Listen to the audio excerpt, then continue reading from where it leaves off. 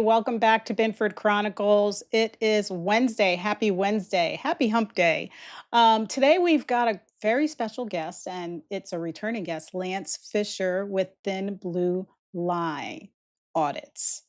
Lance, he started this out when he left the sheriff's department, the police department, and he's doing really good work discussing the issues that we have out in the streets with the police officers. Sometimes they're pulling people over these stops, and he's trying to make us aware and bring out the importance of training your police officers, training our our officers so that they can better serve the people and how they do their approaches.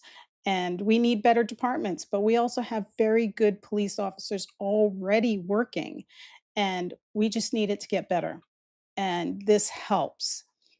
So, we're going to take a short break and we'll be right back with Lance Fisher to talk about what's going on. We'll be right back.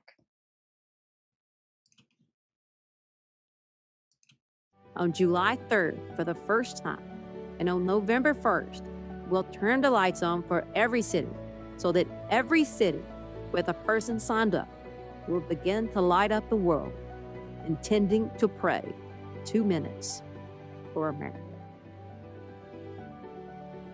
Each event will start on the minute, and we will be led through the app on July 3rd.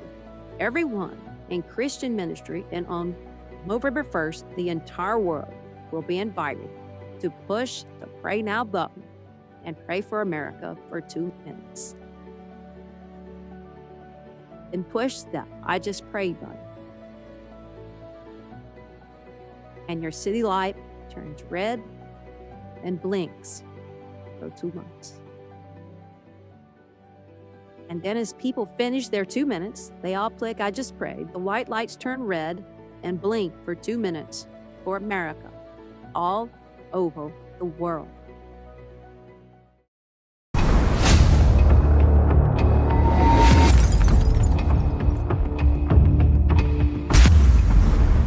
Welcome back. All right, Lance, welcome back. Thank you, ma'am. Thank you. Oh man, I got a rough start today. I Anytime you're gotta live admit with it, me. man. Everybody's probably going, "What the heck's happening with Binford Chronicles?" Anytime you go live with me, it's a I'm circus. You telling never know you. what's gonna happen. It's one of those days, I'm telling you, man. The weather has been crazy. It's just been busy. But, I'm very happy to have you back on. I love the work that you're doing. Now, Lance, for the people who aren't familiar with Thin Blue Lie Audits, what's the purpose behind what you do and what you're looking for when you review police encounters? So I'm a retired deputy chief in the Palm Beach Police Department. And towards the end of my career, I started seeing a lot of things that they were against our policies. They were against what the people expect from their law enforcement services. I saw several encounters, what I believe to be unnecessary force, probably on the verge of excessive. I saw that our command staff was more in line with protecting the officers over the citizens. We weren't holding our officers accountable. We weren't enforcing our intervention policies where officers are required to intervene when policies or laws are being broken. And so I became outspoken as a deputy chief, and ultimately I was locked from the building and ultimately forced out. And so I started Thin Blue Lie Audits. After about 2 years, I started going to our city council meetings, and I was highlighting some of the encounters with the Palm Beach police officers and the citizens that just weren't right. And I wasn't getting any resolve with our own city council, our own leaders, the same people that I worked with alongside for 20 years. And so I realized that thin blue line that divides police against the citizens, the we versus us mentality, was actually a lie, that the brotherhood didn't exist. A majority of my police department turned their back on me. All the leaders I worked with turned their back on me. And so now that's what I do. I push for the rights of the citizens, and I use body camera footage and my knowledge as a deputy chief to make that happen. So, Lance, when I listen to you say that, how they turn their back on you, do you think they do that because they're still there at the agency and they've got to protect their own, jobs from the leadership? Because it's obviously a leadership thing. Yeah, I think each individual officer can make up their own reasons of why they don't come forward, right? I did. I sat down with my wife and I explained it when I come forward, when I file my whistleblower complaint, this is exactly what's going to happen to me. And that's exactly what happened. So I think each individual officer has to make up their own reasons or their own excuses of why they won't come forward. But in reality, law and policy says that you have to. So Mhm. what it comes down to, Miss Binford, it's the culture. From the very moment you step into that academy, you hear the words brotherhood, sisterhood, family, thin blue line, right? And when you hear that day after day, year after year, that's what's ingrained in you. You And you believe know it. that if you oh, absolutely. And you know that if you ever cross that line, you're done. No one will go to calls with you. No one will trust you. And that's, I mean, that's how it is. And it's unfortunate because our police departments don't have they put a policy in place, right? They say, because they have to conform with the laws and the George Floyd, back in, the George Floyd incident where duty to intervene became a big movement across this nation. I So our police remember. departments put this paperwork in, but they don't enforce it. A recent lawsuit just got filed against the city of Palm Bay, and the Palm Bay Police Department, a couple officers for a wrongful death. And one of the things that they outlined is they believe that not one officer at the city of Palm Bay Police Department has ever been disciplined for failure to intervene. And I can't think of one either. So they're probably accurate. But it's Wow. a culture, it's ingrained, but it absolutely comes up. It's the decision of individual officers of what choice they're going to make. Are they going to protect and serve their community or protect and serve the brothers and sisters that they work alongside? Because there are times you can't do both. Hmm. Yeah, well, you're not alone. We've got Mike Dilks, who also is doing your kind of work here in Indian River County. So you're over in Brevard, right? Palm Bay is Brevard, isn't it? Yes, man, it is. Yeah, so you're not alone. So you guys are bringing great awareness. A lot of people say that these videos are about, cop bashing, but I've watched them and I don't think that's not what I get out of it. I know some people have a different view of those things, and say that, but while others say they're all about accountability, while these Yes, people are ma'am. saying it's about cop bashing, and I just don't see it that way. I have seen some videos where it is about cop bashing, but the work that you're doing doesn't go there. How do you respond to that criticism? Well, I tell people because I actually had a conversation today I'll go into here in a second, but because I got to go live with Long Island Audits. And that's why I say when you go live with me, who knows what's going to happen because my phone died halfway through it. So here I am trying to do a live with the legend of auditing and my phone dies. So I've wanted him to come to Indian River County. yeah. And speaking on, Mike Dilks, as he's running for sheriff in Indian River, which is That's phenomenal, right. right? Because like me, I don't sit behind a computer. I actually hit the streets. I go out, I file complaints. I go to city council forums and I do all the things that aren't just behind the screen. And he's doing the same thing. And Mhm. so that I appreciate. But as far as cop bashing, I was in law enforcement for 25 years and I was in the Marine Corps 6 years prior to that. So I understand loyalty and work and fighting alongside your brother and your sister. But I tell people I don't create these videos. I don't. I didn't create your body camera footage of you grabbing people out of vehicles for no lawful reason. I don't have you cursing and screaming at citizens on traffic stops because they were driving too slow in the left lane. I'm not doing that. What I am doing is somebody will reach out to me and say, "Hey, can you look at my body camera and see if this is legitimate?" And I look at it, and it's absolutely disgusting. And I literally had a conversation with a sergeant today at the Palm Beach Police Department. And, we were talking about one of his guys that I highlighted. And I said, listen, this is very simple. Change behavior. That's all you have Mhm. to do. If you don't want to be on Thin Blue Lie Audits or you don't want to be on Long Island Audits or any of these other you don't want to be on any of these audits, just change your behavior. That's all you have to do. It's very simple. Mhm. But don't blame the person that uses your body camera to try to change policy and procedures because you create your own hate. I'm not creating your own. I'm not creating the hate for you. I've created Mhm. enough hate of my own, quite honestly. Because remember, I was a part of the problem, and now I create more hate because I'm fighting the system, and people absolutely despise me for that. But Mhm. so I think People it's don't the like to be individual. called out. Yeah, oh, absolutely, ma'am. Because again, I was a deputy chief for 2 years. I tried to do it behind closed doors in private. Nobody would listen to me. I went to city council meetings. Nobody would listen to me. And quite honestly, I got fed up at a city council meeting. I think it was October 3rd. I said to Deputy Mayor Jaffe, I said, you know what? Yeah, this isn't working for me. You guys aren't listening to me, and I'm not here to speak to you guys anyway. I'm here to speak to the citizens. Let me figure out a different way to approach this. And that's when Thin Blue Lie started. So you can thank. So if you hate me or hate my platform, you can absolutely thank the city council at the Palm Bay. And now I brought it back live again because of City Manager Morton to hold him accountable for statements that he made about me on January 8th. Because I was done. I was bored. I'm tired of it. I'm retired. That's what I wanted to do. I wanted to spend time with my grandchild. I had no intentions after the holidays to even continue doing this. Mhm.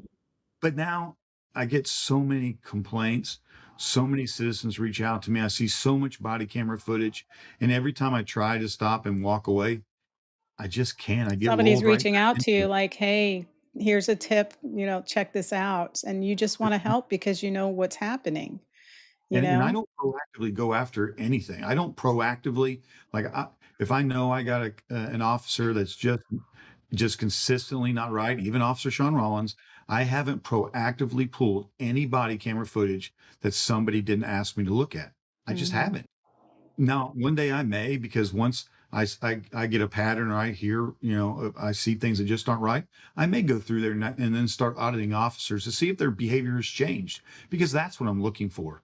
And we're making change here in Palm Bay. I know that. I know, I spoke about the flock cameras and how Mhm. misused by police departments. They're way outside the scope of what I ever brought them to this region, because I am the one that brought them here to Indian River and Brevard. They're way Yeah, and outside they're the going scope. up everywhere, they're in neighborhoods, they're everywhere, and they Uh, and they can be integrated for facial recognition and all that stuff, so all kinds of stuff. we are So just so that surveilled, it's crazy. we're having discussions about flock here. So I know, Officer Sean Rollins has since resigned from the Palm Bay Police Department, so he's no longer a threat to our community, at least as an officer. Um, and so we are making change here, little by little. But I just my platform has exploded over the last week. I'm Yeah, over 25. congratulations, you've got, like, 25,000, right, or more, I mean, you're Yeah. it's growing. Yes, ma'am. I'm growing about 1,000 a day on Facebook right now, and my YouTube is exploding. I'm trying to get to 10,000 on YouTube so I can start doing live feeds. That's where I'm kind of comfortable, where at least I'll have 2 or 3 people maybe listening to me. But Mhm. and probably the most thing I'm most proud of is 70% of my followers are from Palm Bay. And so right now that's about 10 to 11, maybe 12% of the population of Palm Bay. So I know the citizens are listening, whether it's because they hate me or they like me, but I know they're at least listening to the message. And that was my goal all along. When I started this, I wanted to protect the citizens that I protected for over 20 years. Mhm. And this was the only way I could figure out how to do that. And so that's what I'm trying to do. Well, I'm trying to mess. your heart is into serving the people, and you still found another way to service the people, even though you're not in law enforcement anymore, so that's where your heart is at. I've been doing it since 1994 when I joined the Marine Corps. And Mhm. when I retired, I thought I would just fade away into the night, fish out in my backyard and hang out with my grandchild and my family that I've missed for 25 years. But I just haven't been able to do that. And every day it just gets harder and harder because I see more and more failed accountability and failed leadership. And I see that my profession that I dedicated so much of my time to, that my family dedicated so much of their time to, is just flat failing. And that's where it's at. Well, Lance, we are so blessed to have you. Thank you. We need more people like you to just be out there that want to service the people and help the people and bring awareness. And look what you're doing. Over 25,000 viewers. That's amazing. And you've got 75% of Palm Bay, which is the region that you're in. So you want to reach those people right there. That's your community, you Yes, ma'am. know? Absolutely, 100%. So, Lance, I got to ask you this question. When you watch a traffic stop, that video you're watching, what are the first things you analyze? The officer's actions, the citizen's actions, the communication between the officer and the citizen, or the legal issues? The first, it's always the demeanor of the officer, right? Is he going to escalate or de-escalate? Because that's our primary mission. We're supposed to control that situation no matter what it is. And so when I see the officer absolutely lose control, and then it's the citizen that's trying to regain control, that's backwards. And so that's really the first thing. How is that initial interaction? And then and it's still weird. I pay attention to officer safety, right? Are you standing in the window? Are your hands out inside the window? But then and then at the end, I look at the legalities. Did you violate civil rights? Did you violate Rodriguez versus United States and those kind of things? And that's kind of what I look for. And then what was the outcome? Was it fair? Was it discretion used, or was this the outcome mere punishment for whatever occurred during that traffic stop? And that's kind of the way I look at it. So, Lance, what do you think is happening? Like, we're going to watch the Kathleen Thomas. Kathleen Thomas video. She's going to be coming up next. But I had to ask you this question, like, what is going on? And I don't know if you can answer for the officer, but what is going on when an officer walks up to a car and then they realize they were wrong about something and they can't retract it and say, "Hey, hey, I was wrong, yeah, something looked like that." It seems like in some of the videos that we've watched, they just don't ever take a step back. They kind of just keep escalating it. And it makes me wonder, like, what's going on in that officer's head? Like, he's had training, obviously, to make the cut. So what is being lost here? It's ego. It's our training. We're told from the very beginning, control the scene. You own that scene. It's all, you're in control. You're the boss. And so I think our egos as officers, our egos kick in, and we can't be wrong. We see it all the way up to chief of police. Even when a chief makes a mistake, he will not admit that he made a mistake, nor will he admit that one of his officers made a mistake. And that's what we're seeing here in Palme. I was trying to count the lawsuits the other day, and I think we're around 12 or 13 lawsuits. And every single time the chief is like, officer did everything right, officer did everything right. Because our egos kick in law enforcement where we can't make mistakes. Because I think there's a belief that if we admit we make a mistake, then all of a sudden we're liable, or Mm. we're not as trained as professionals we should have been. When in reality, we're all human. We have emotions. We make mistakes, right? We may believe a statute reads one way, and then we write a citation, and then we're like, "Ooh, we messed that one up." And instead of just going and saying, "Hey, I need to dismiss this ticket," or let somebody go that I stopped thinking I thought their left brake light was out, but then when I walked up to the car, I noticed it wasn't. Instead of continuing that traffic stop, just saying, "Hey, I made a mistake. I don't know if it was a reflection, but here's why I stopped you, and clearly it's on my mistake." Mhm. Because your integrity matters. Because when you get on that court and when you get on that stand in court, your integrity matters. If you are going to lie or be deceitful or even just misrepresent yourself one time, then you can't get on that stand and no one second guess, well, is he telling the truth this time? That's why when I speak and when I provide videos and I go to city council, I provide facts. I do my public records request first, and then I provide the facts. And if my public records requests, if they don't prove what I was told and that I was looking for, I don't bring it forward. Because if I one time misrepresent myself or I lie, then my entire platform is a failure. Because It's then nothing I questionable. say Yeah. and nothing I say can be the truth.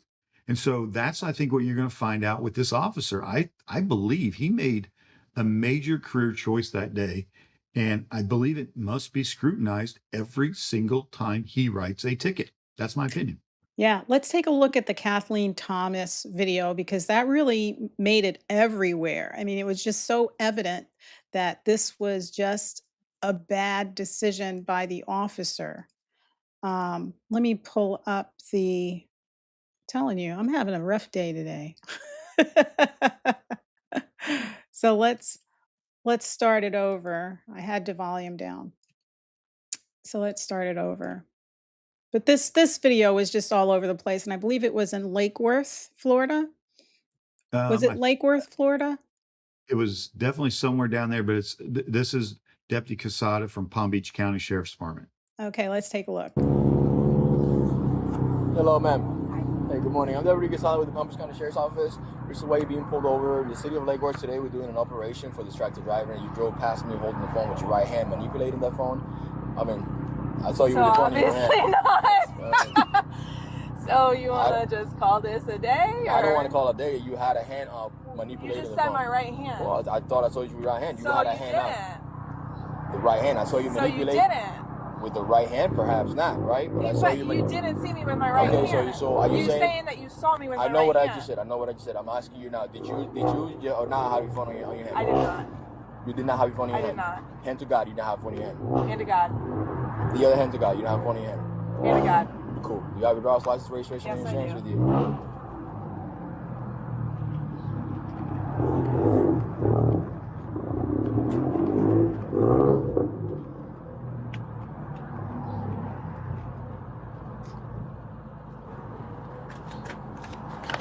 So he still wrote her a ticket.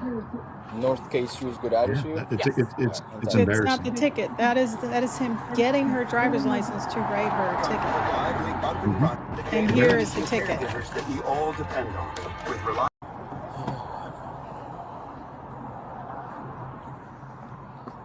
All right, ma'am. So you're gonna receive a citation for wireless communication device handheld while driving. We got to put the phone down as we operate a motor vehicle. Oh, and you put on there that you saw me with my right hand holding it. I did not put that. No, if you want to take it to But court. that's what you said Okay. when you pulled me over. Yes, Yes, that's what I said, That you yes. saw me holding my device with my right hand. I'm not disagreeing with you. Yes, that's what I said. Yes. Okay. Yes. So if you want to take it to court, And that's what you saw. that's what I said. I said That's yes. what you said you saw. Yes. Okay. Okay. If you want to take it to court, option 5 on the back of the ticket, that's how you take that ticket to court. Do you have any questions for me? No, thank you. Have a good day. I think she was very clever because she was making him repeat all those statements because she knew he had body cam video. And I thought it was very interesting that he didn't write it on the citation. Yeah, and he was clever too because he kept saying, "That's what I said." She kept saying, "Is that what you saw?" And he said, "That's what I said I saw." So even he doubted himself that day because he was saying, "That's what I said I saw." She was like, "But did you see that? That's what I said I saw." So he knew immediately that this He was was in the wrong. wrong. And he did Yeah. it anyway. He did it anyway. It's absolutely crazy. Is it, and I'm watching the video and I'm thinking, does this guy need to have like a ticket quota? Because there's no reason why he couldn't have just laughed with her and said, "Oh man, I'm sorry. I thought I saw a phone, but I must have been wrong." I mean, he could have walked it back at any point in time, but instead he moved forward with it, wrote a ticket, and and now she had to go to court and he didn't even show up for court, did he? He did not. So here's my belief. Based on that's an unmarked car, which I believe is probably linked to a traffic unit. So he's probably in a traffic unit.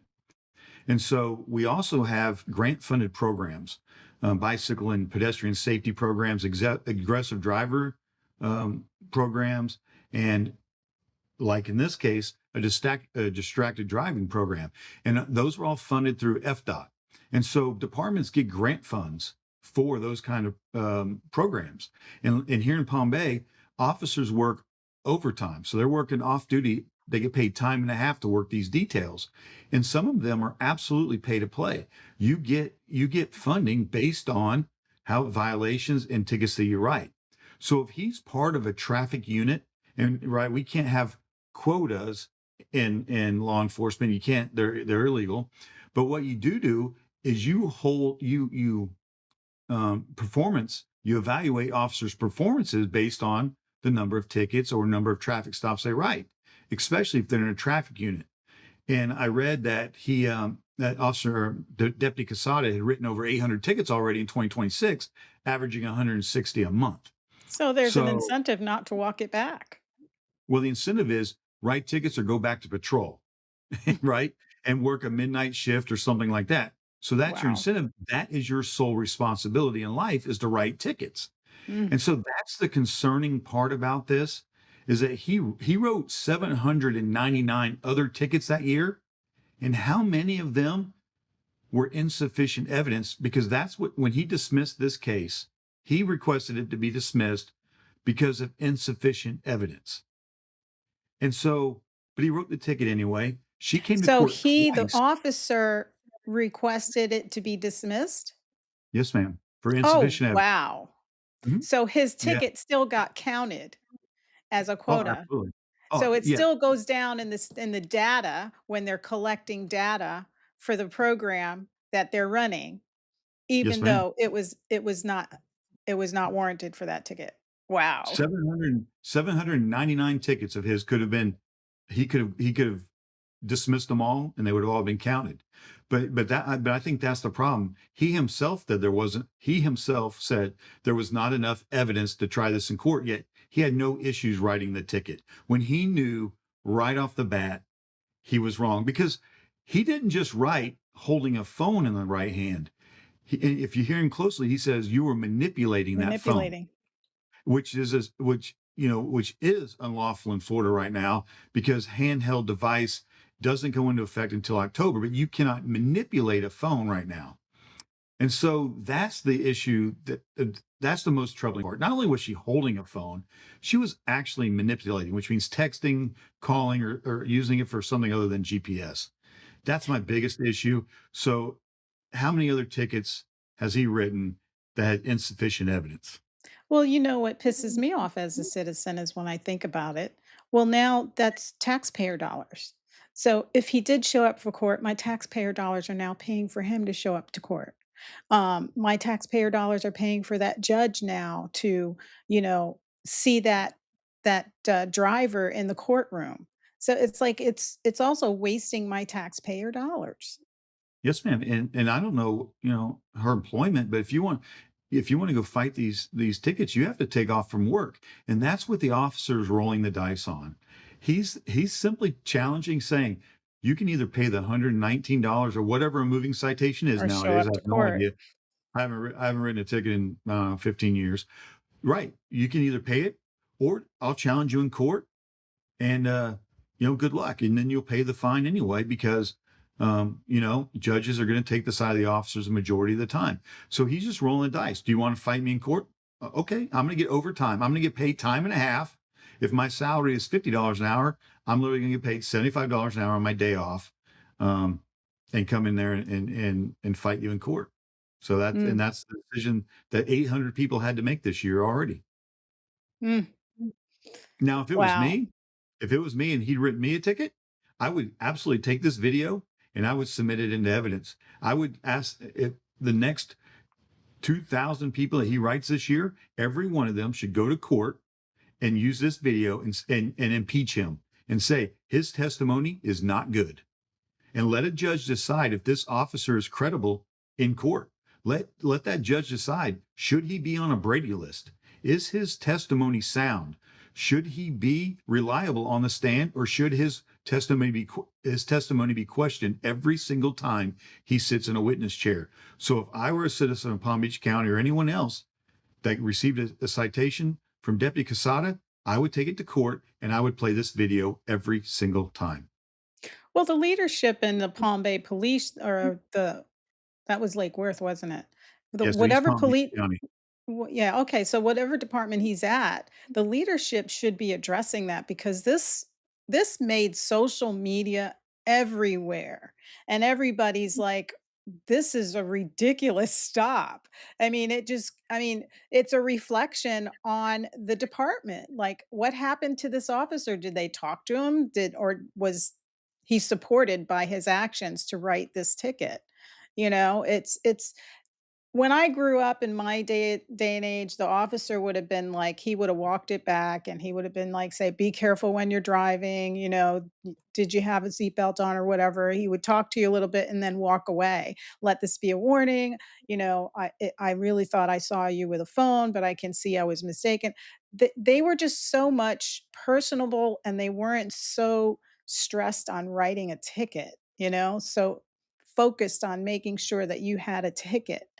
It just seemed like if it was done in the 1980s, that a whole different outcome would have happened. Like, that lady would have never got a ticket if it was the 1980s. You would hope. I mean, honestly, the correct response, walk up there, ma'am, I absolutely apologize. And then to make her raise her hand and swear to God, and then the other hand, that was just more embarrassing. And you're right. This went viral. It embarrassed law enforcement. It embarrassed Palm Beach County. It embarrassed Officer Casada, and hopefully it embarrassed his family because he brought bad light on that agency. He Mhm. absolutely did. And he put a target and a microscope on law enforcement in general, because now people are saying, man, if an officer is blatantly going to misrepresent the facts on body camera like this, and this is just a ticket, what else is going on? Yeah, it Um, was an innocent, simple thing. It wasn't like, running over the sidewalk or going through the red light. I mean, it was something really simple that could have been yeah. handled in a much better way. And kudos to Miss Thomas, right? For pulling, I'm assuming she pulled her own body camera, which I always tell people, if you think that you were received injustice, or you weren't treated properly or professional as you believe you should have been, you need to pull the body camera and review what you saw, review what happened, because a lot of times we forget, high stress situations for citizens. The second you see a cop behind you, your blood pressure mine does too, especially if I'm in Palm Bay and any of the guys that I put on video behind me. But so you may not recall exactly what happened. So it's important that you do that. And if you find out that you believe that there were violations, that you were violated, or policies, you have to file a formal written complaint. You have to document, because we don't know how many times this has happened, or how many other people were subjected to this by Deputy Casada. But if you don't put it Mhm. in writing, it never happened. And I say in writing because even as a supervisor, people would call me up, oh, Officer Fisher disrespected me, and I'd be like, okay, yeah, I'll talk to him about it. And once you hang up the phone, it's over. But if you put it Mhm. in writing, they have to. It goes in there. It What's goes on in their record. file. It goes in their file. And if they have ten complaints, and even if they're all not sustained, somebody's going to be like, wait a minute. So that's what I try to encourage people. If you think that you were unjustly served by law enforcement, they were unprofessional, discourteous. If you believe your civil rights were violated, and you believe that they disrespected you, pull the body camera footage and file a formal complaint. That's what you have to do to hold them accountable. Yeah, you have to anytime. Like, a perfect example is we had a dog attack another dog in our neighborhood, and the owner almost lost their dog. It was a horrible attack, and, the neighbors were so sensitive to what happened, and after the attack, the owner found out that the other neighbors had incidences, but when she called the animal control, they said they had no record of it because nobody Mhm. had made any complaints. But if they had had more complaints, then they would have put stricter regulations on the dog, but they couldn't do it. So that's kind of like with a police officer. If you don't make the complaints, it's not on the record. So it's like a first complaint when the first complaint hits, when it Correct. really was hundreds or tens or 20s. Yes, man. And we have to remember. So when I'm saying filing complaints, I'm not trying to punish, harass, attack police officers. But when we hold them accountable, our intent is to change behavior. Right. Right? If let's just say Deputy Casada has done this 10 times before and nobody told him it was wrong. That's why it was so easy to walk up to Miss Thomas and absolutely misrepresent the facts this day, because he's Mhm. never been told he's wrong. I highlighted Officer Sean Rollins from Columbia, South Carolina, to Mascot, Florida, to Palm Bay, Florida. Three chiefs, and not one chief told him he was wrong. They actually praised him, wrote excellent evaluations. And even though body camera after body camera footage you see of him, he's violating policy, potentially law, civil rights violations. And that's when I say, if early in the career you hold them accountable, it's to change behavior. It's not to discipline or make them lose their job or anything like that. But we have to change behavior and make them understand that what they're doing is not right. Well, and if they don't know about it and it just keeps going and going, they are being trained to continue that behavior. So Yes, if ma'am. what you're saying makes perfect sense because if you can catch it on early, you can make that officer a better officer by correcting, redirecting, and explaining how to de escalate or how to handle certain situations. And they grow to be excellent, fantastic um, officers that represent the people in our community. And then you don't have people losing their trust in law enforcement like we have these days. Yes, ma'am, and you don't have officers. I mean, I tried to count the other day. I bet we have 10 plus Palm Bay police officers that are civilly being sued right now. Either Wow. they were with somebody, that didn't act appropriately, wrongful deaths, civil rights violations, that are being sued, and so I'm just thinking somewhere in their careers had even myself, if I watched their video and just said, "Hey, man, you need to tone it down. This isn't right," could we have saved them from the ultimate disaster where they're gonna be financially liable? Or look at cases where officers are being held criminally liable. Mhm. And you just wonder, had somebody early on told them in their career, you can't do this, you're going to get yourself or somebody else in trouble, then could we have prevented that? And so when I talk about accountability, that's what I'm talking about. And when I talk about Mhm. protecting your officers, that's what I'm talking about. Teaching them the right way to protect them from civil liability, criminal liability, and to protect your agency from embarrassment, just like this. You know, Lance, I know a few officers and I really love these guys because they are good officers and good officers have such wisdom.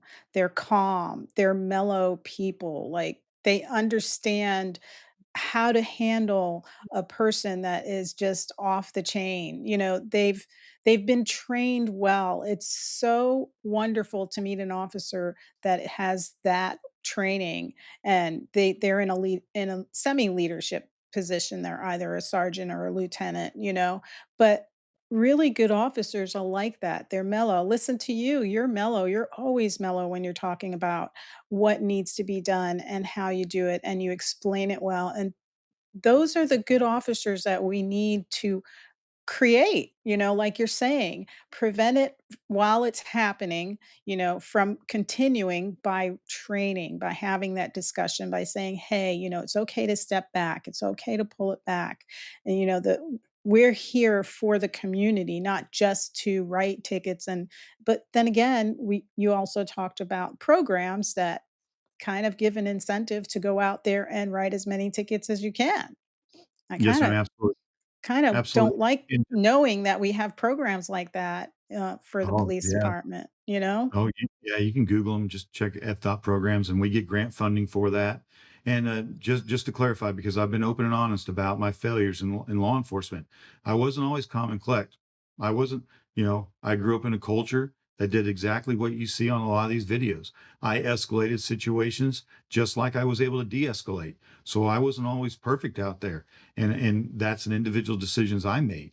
And so I don't try to sit here and talk on shows like yours and pretend like I was the greatest cop ever, because I absolutely wasn't. I went through the same transition that most officers do. I joined up coming out of the Marine Corps wanting to serve people. And for the first several years, I was community orientated. I was getting out of my car, I was going to gas stations. And then slowly I was driven into an arrest minded mindset where I was evaluated on the number of arrests and number of citations that I wrote. And that absolutely changed my mentality, right? And so it And kinda so desensitizes you, huh? yes, ma'am. And when you're pushed that direction, and keep in mind, that's the way I was trained, and I trained a lot of officers that I grew up in our crime suppression unit.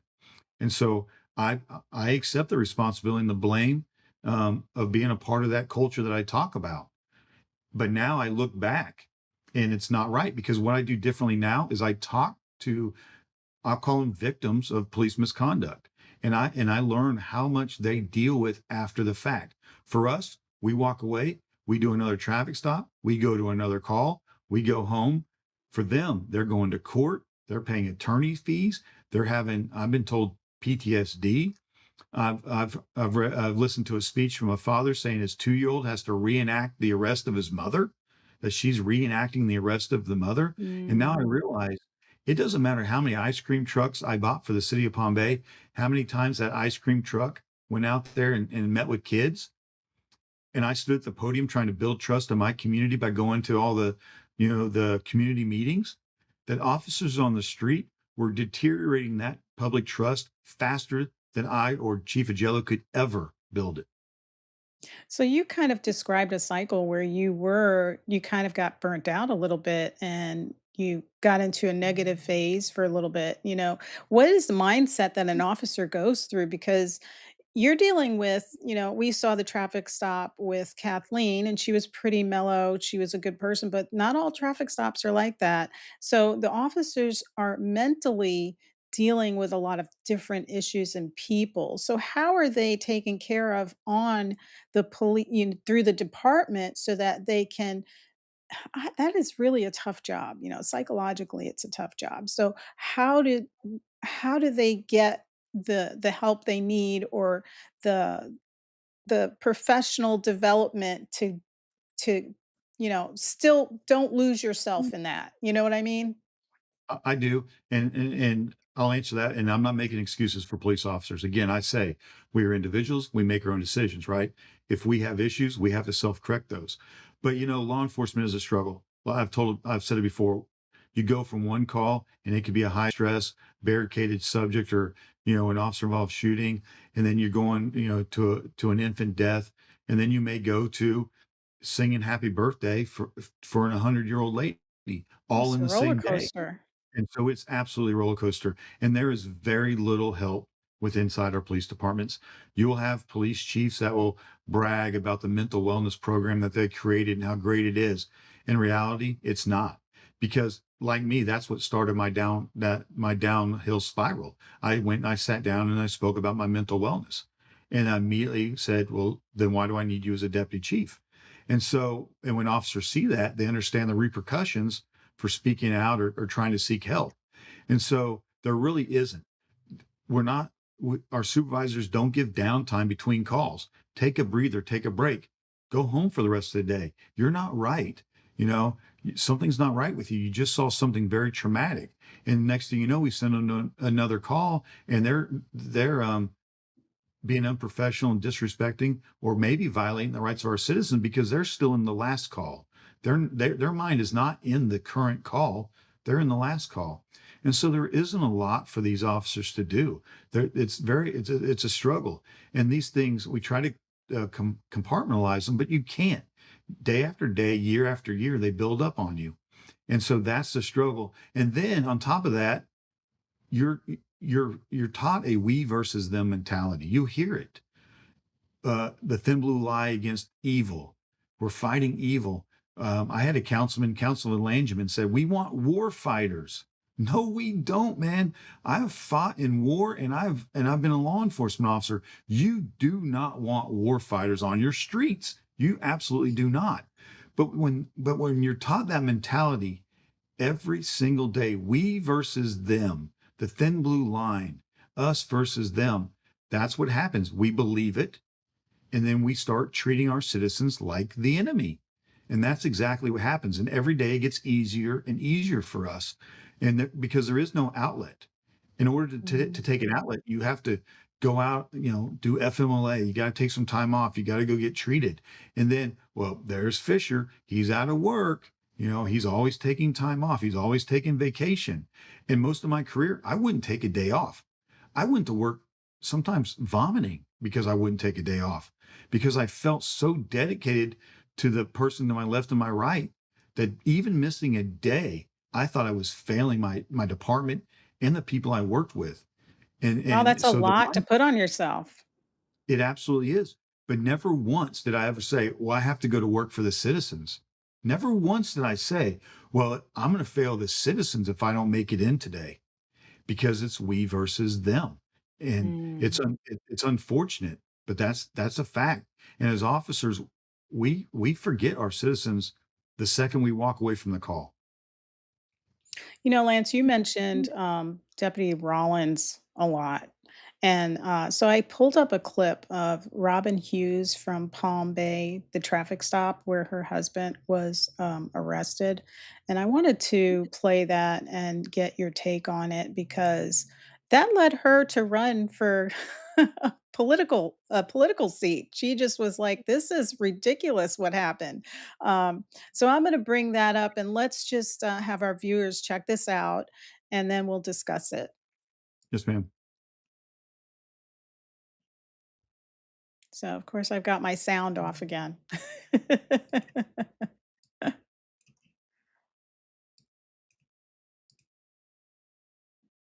She didn't stop for a stop sign. What's the attitude for? There's no attitude. I say, okay, all right. What's your attitude for? I don't have an attitude, man. Okay, well, I don't have an attitude. Why don't you go ahead and you need to pull forward, okay? There's more arguing, with Officer Sean Rollins telling Daniel he'll go to jail unless he moves along. Open the door. Daniel refused. Do not get out of the car. Why are you attacking me?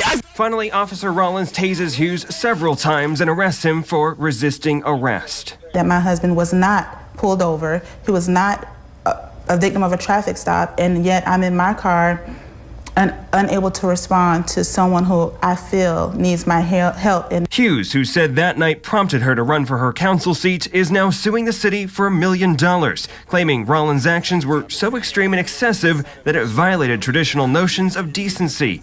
We reached out to Rollins' attorney for comment, but were told he was in the middle of a trial. I chose to serve this community. I chose to be a part of the change that I would like to see. You know, Lance, if sometimes I'm in a different car with and my husband's behind me. If I was being pulled over, my husband would absolutely pull over behind me and wait till that situation was taken care of. He would not leave me alone in that situation. So it made so much sense to me that her husband pulled up behind her and behind them. I'm not sure where his car was, but he was going to stay where his wife was. Yes, ma'am. Yeah. So he drove past them and actually pulled in front of them, right? So because he worked for Department of Corrections, he was in uniform that night, and I believe he was armed. They were both going to work. They both worked for the Department of Corrections, but they worked in two different prisons. So this was standard for them. They followed each other as far as they could, and then they went on their way. And you're absolutely right. As a husband and even as a wife, if you saw the other half getting pulled over, you're absolutely going to wait for them. That's protocol. And the only person that thinks that's weird is Officer Sean Rollins. And so that's what happened. Mr. Hughes pulled in front of her like he should, being protective. And I'm glad he did, because knowing what we know now, we don't know what would have happened to Miss Hughes, because we've seen what happened to Tamara Hatcher on a traffic stop. We saw Rollins pursue her to the house, kick in her door, drag her out of the house. We saw what happened after that. And he lied about that report. She slammed the door in his face. A lot of inconsistencies, right? And so, one, I've spoken to Mr. and Mrs. Hughes. When I saw this clip, I immediately drove to Mascot at the next council meeting, and I spoke for 10 minutes.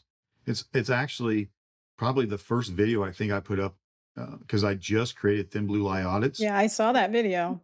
Yes, ma'am. And I drove 2 hours because I wanted to tell that chief, because he failed to hold Rollins accountable, and he hired him from Columbia, South Carolina, knowing that there were sustained IAs for alleged excessive force, multiple policy violations, vehicle pursuit violations, and it was all in his record. And I told Chief Peterson from Mascot, I said, because you hired him, I failed my citizens, because I was there when we first hired Officer Sean Rollins. We were never told by a recruiter that you could Google his name and it would be in the controversy, the controversy behind his name. We were never told that. We were never told about a sustained IA on February 17th of 2021, I believe. Sustained IA for physical and psychological abuse of persons and prisoners, excessive and unnecessary excessive force cases. We were never told any of that. We were never told any of that. He's becoming pretty infamous because he's on social media quite a bit. Yes, ma'am. All the way from, you can Google him, all the way from South Carolina, Mascot, now Palm Bay, Florida. And we still hired him. And not only did we hire him, we hired him twice, and then we retained him. Even after he got rehired in the Tamara Hatcher incident, when I publicized him, they retained him all the way until he enlisted into the military, which lasted a month and a day, and then he came back to work. And when he came back to work, he ultimately resigned. I was told he was given an option, and he accepted the resignation. But yeah, so this traffic stop should have never happened. He should have never been in a Mascot Police Department uniform, nor he should have ever been in a Palm Bay Police Department uniform. And so yeah, so she did. She's when I talked to her, she said exactly what I said. As a citizen, I could not get anybody to listen to me. So she ran for office. And then once she got into office, they filed I believe it's a federal lawsuit, but it's definitely a lawsuit, which is still ongoing. I just checked on it the other day. Because she wanted to hold Officer Sean Rollins, the city of Mascot, and the Mascot Police Department, one, for hiring him, and two, for not holding him accountable. And yeah, she went into office so that her voice could be heard. And I'm absolutely proud of her. And I'm absolutely proud of her husband for taking those extra steps that I talk about, holding them accountable when you believe that that a police department was unjust to you. And so I'm glad that they took those steps. I'll tell you what, I've driven through Mascot a lot because my husband now used to live on that side of the world, so we used to travel back and forth, and we had to cross through Mascot. I used to call it Mascotti. And it may Because I'm be. from up north. So we call everything the wrong thing, and I used to go, "Mascoti," and I used to hate going through there because the speed limit signs just automatically drop. You could be doing, like, 50, and then it drops to 40, and, my husband used to always tell me, "Go really slow. The cops over there are not they don't mess around." I used to make sure that I drove through Mascot, and I looked at the signs. Well, it's 35, I'm doing 34. Yeah, we have those same, we call it beachside, where that's all they do. They have one roadway, and they just look for speeders and DUI. So I do the same thing. I'm 2 miles under when I'm beachside. Yeah, but, so I really wanna know what turns out, with Hughes' case and, all of that on that side of town, so if you keep us updated on that because, Rollins is just he has an infamous, g reputation now. He doesn't. And what's interesting is right, if Mascot had never have hired him, if they'd done a complete background check, Mascot, the city mascot, wouldn't be in this situation. They wouldn't be highlighted and famous. If they hadn't hired him, well, I say if somebody else hadn't hired him, Officer Sean Rollins wouldn't be in the middle of $1 million lawsuit, right? He wouldn't be civilly charged. And what's interesting is I went back and I started looking at some of the media clips from Columbia, South Carolina, and Chief Holbrook from Columbia, South Carolina, he did a statement. He said, looking back, we probably made several missteps when reviewing his use of force incidents, Mm, meaning that I believe he had 7 or 8 within a very short time when most wow. officers average less than 1. And he said, yeah, we probably didn't review these properly. And that's, Well, and, that's a you know, good that's important. admission, that's a start. It is, but he still got hired by another agency. He still then got hired by a second agency. So he took his show on the road. And if another agency hires him, because Palm Bay let him resign, if another agency hires him, they're going to be in the exact same boat that Columbia, South Carolina, that Mascot, and that Palm Bay have all been in. And their citizens are going to pay for that. Yeah, that's what that was going through my mind. I'm like, I don't know if anybody has ever been through Mascot, but that's a little small little town and it's got like a lot of migrants that live there. And it's just like you go through a section of it on 50 and it looks like you're almost in Cowtown, little like it's small. It's a And drive, I'll tell you that. I'm thinking, where's the money coming from? Because that's taxpayer money. Yeah. So I don't know how the lawsuit's going to go. Obviously, I'm in favor of accountability. But so if the city, the police department has to pay out, that's the taxpayers Oh, sorry. I thought he was saying that about me real quick. I was like, okay. I'm No, okay. just I take a lot of heat. I'm okay with that. But it's the taxpayers that are going to pay. That's who is going to pay this if if they have to settle or if they have to pay it out. It's the chief of police isn't going to pay.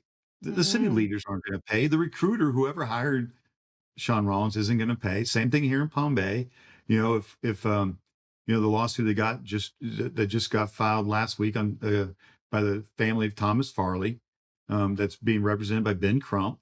Um, if the city of Palm Bay ends up having to pay in any capacity, it's the taxpayers that are going to pay. Mhm. And ironically, the first time I stood before council on September the 5th of 2024, I sat there and I said, "You guys are treating me like your liability. I'm not your liability.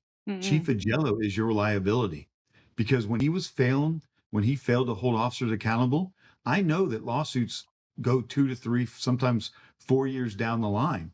And they're showing up now. They're absolutely populating right now. And the Thomas Farley lawsuit is a direct reflection of Chief Agello failing to hold Derek Mitchell accountable. And it's the taxpayers that are going to have to pay for that. Chief Agello is not going to have to pay for that. Suzanne Mhm. Sherman, Mayor Medina, City Council, City Manager Matthew Morton, none of those people are going to have to pay for that. It's the taxpayers, if the time comes, that will pay for that. And with the police department, it's not the taxpayers that can fire the chief of police either. It has to be the mayor of the city. Whereas if For it us, it's was the it city manager for us. Oh, the city manager, wow. So, like, if he Mhm. was an elected official, we can elect him out, but the people don't have any say, and their tax dollars are just being swallowed up by these lawsuits that could have been prevented by either retraining them or just, when you doing better research. I mean, it's a police department. They should be able to do better background checks and research and figure out who these guys are that are signing up. I know when I had to work for a police department, they did a background check. They went and visited my neighbors, and you know, you The know, first when I was a lieutenant over training and recruitment, we were getting ready to hire a law enforcement officer from another agency, and I Googled his name, and he was all over the headlines. And I told Kimberly Waters then, the first thing you do when we're hiring a certified law enforcement officer from another agency, you Google their name. When mhm, I Googled Sean Rollins' name, there was 10, 15 different news articles talk about petitions that were signed to get him terminated. It was so extensive that's such a that red flag right there. Binford, it wasn't you didn't have to do a background check. You literally had to type Google and then Sean Rollins, and it would have absolutely told you, no way, no way should you hire this guy. And if you do, you better be ready to pay because negligent hiring, negligent retention are the responsibility of the agencies. And Mhm, this has been my solution, right? Because I'm all about solutions. mhm. When something like that happens, you fire the police chief. And then if another officer does that, you fire that police chief. And eventually, police chiefs will stop allowing their officers to brutalize their citizens because they don't want to get fired. And if you won't fire police chiefs, then city council, you fire the city manager. And when That's what that I was city gonna manager does, say, either the city manager or the city mayor, because that means they're in cahoots with the chief if he can get away with all that.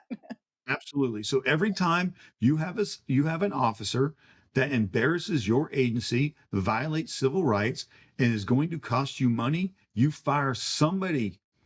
You fire somebody, and that will stop because chiefs don't Mhm, want to get fired. They love their $170,000 a year salaries. Our city managers love their $242,000 a year salaries. They're not going to let some guy making $60,000 disrupt their lifestyle. They're mm. just not going to do it. If they knew they were going to get fired, they would stop that stuff quick. Mhm. If they knew the risk was on them, Yes, you ma'am. know, they would be they would be more on top of it and making sure that that agency was running at 110%. Yes, ma'am. So, Lance, I got to ask you, final question. Yes, ma'am. After reviewing thousands of encounters, what is the biggest lesson you think people should take away about the relationship between citizens and law enforcement? I'll try to be positive here, right? We go in because I don't get to watch very many body cameras right now that are pleasant. People don't reach out to me and say, "Hey, I think this officer is great. Please review this and tell me if I'm right." I think what we have to understand as citizens, they just don't. You know, I'm really honest. Um, I think what we have to realize is that officers are human. We're going to make mistakes, right? Mhm. But And they have a and roller coaster day. yes, and we get into law enforcement. We all do, trying to do the right thing. When we all sign on that dotted line, we believe we're going to protect and serve. And I say that in quotes because court after court has said there is no obligation for law enforcement to protect and serve their community. There just isn't. They're not legally bound to protect and serve their community. And so just remember that you're dealing with a human. They're going to be high stressed. You're going to be high stressed. But when it's said and done, just try to be as cordial as you can. Do whatever you can to comply within reason and hope for the best. But when it's all said and done, you must hold them accountable. And if that's filing a formal complaint and ultimately filing a lawsuit, you have to hold them accountable because we as citizens have rights. The Constitution gives us our freedoms, and we Mhm. can't allow a single person to take them away from us. Because if we allow them to take them away from me or you, they're going to take them away from somebody else tomorrow. And until somebody tells individual officers, it's not right for you to take my rights, and we're not going to allow it anymore, it won't stop. It'll just continue until the next day, to the next city, or wherever these officers go to. So we must, as citizens, hold them accountable. Go to your city meetings, be outspoken. City leaders hate public speakers because they speak truth, they speak Mhm. loud, and they take up 3 minutes of their time. And if 20 or 30 people would take up 3 minutes of their time every single night, that's they believe that's a waste of their salary. Every They want to single get meeting, rid of. that's right. Yes, ma'am. There's a gentleman in Texas, and I wished I remembered his name, and I watch his videos, and he outlines the plan. 60 people, 3 minutes, shut down city council meetings. That's what it would take. Wow. Well, thank you so much for joining us today at Binford Chronicles. Really love having these discussions with you. And for everybody, visit the Thin Blue Lie Audits at www.youtube.com/ at Thin Blue Lie Audits. And you can see more videos and keep subscribing because he's over 25,000. And you want to get on YouTube, do live feeds. So you have to be at what? Personally, I would like to be at, like I said, 10,000. I don't think there's a requirement, but I would like at least one or two to tune in while I'm live. And so that's just, I guess that's my cop ego. I would at least like somebody to watch it. And, and I know 25,000 isn't anywhere in my field, but I've been doing this now, consistently since January. So for me, I think it's a big deal. I think that the message needs to be, I think people have been waiting for a message, especially Mhm. here in Palm Bay, because remember, we were investigated by the FBI just less than 10 years ago. So there is this umbrella of corruption, just that smoke that's been there. And I just think people have been waiting, just for some people to start speaking out. And that's why I think Thin Blue Lie Audits has touched some people. It's not because of me or who I am, but the message that I resonate and the background that I come with, because I spent 25 years in law enforcement. And I've been to all the leadership schools. So, but I Mhm. do appreciate you guys giving me the platform. And that's the other thing is so many people have reached out to me and let me speak and tell my message and speak on behalf of the citizens, because I don't speak on behalf of Lance Fisher anymore. I stopped doing that as much as I can. I speak on behalf of the citizens. So I appreciate everything you guys do, for the citizens. And I thank you guys for the help. Yeah, so subscribe to Lance Fisher's Thin Blue Lie and also subscribe to Binford Chronicles because we're also trying to build Absolutely. our base. Absolutely, because you guys do a phenomenal thing too. Anytime you can educate citizens, right? Mhm. Educate them and protect their rights is absolutely important. Yeah. All right. Well, thank you. And we look forward to having you back so that we can talk about more cases and see. And I really want to follow up on the Rollins out there at Miscotti. Is it Miscotti? I did it again, didn't I? It's Mascot. Well, I could be wrong too. I say mascot because I'm from Kansas, so who knows? All right. Well, good evening, and we'll see you back soon. Thank you, ma'am. I appreciate you all.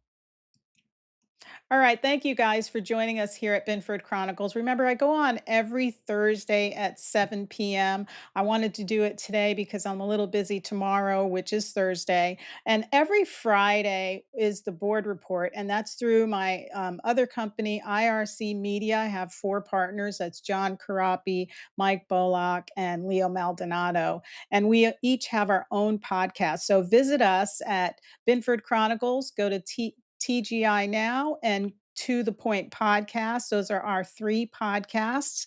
And visit us every Friday. Also, every second Thursday of the month, John Karapi hosts the Conspiracy Club 101 at Filthy's. And it's live there. You sign up with your conspiracy theory and you talk about it. It's a lot of fun. People show up, they make new friends and share stories. So it's a nice gathering. And if you're there till 8 o'clock, it starts from 6 to 8. And if you stay after 8, you can have some chicken wings and do karaoke. So it's a lot of fun every second Thursday of the month. Remember to subscribe, share, and join us every Thursday at 7 p.m. Have a great weekend. We're going to stop the whole world for 2 minutes. Twice. 2 different moments, 2 historical moments. First, we will gather everyone in Christian ministry, from the pastors to the janitors, in every church and ministry from the 194 nations, to pray for America, all at the same moment in time, for the first time ever, on July 3rd, on the eve of America's 250th birthday. To then kick off the global sign-up of 2 billion believers, led through the unique app technology, for one singular global moment of awakening on November 1st, 2026, All Saints Day, a Sunday, 2 days before America's elections. The global Christian ministry leaders and servants leading the world to a seminal moment in American history. The moment the entire world stops to pay America back by praying for America for 2 minutes. On July 3rd, for the first time, and on November 1st, we'll turn the lights on for every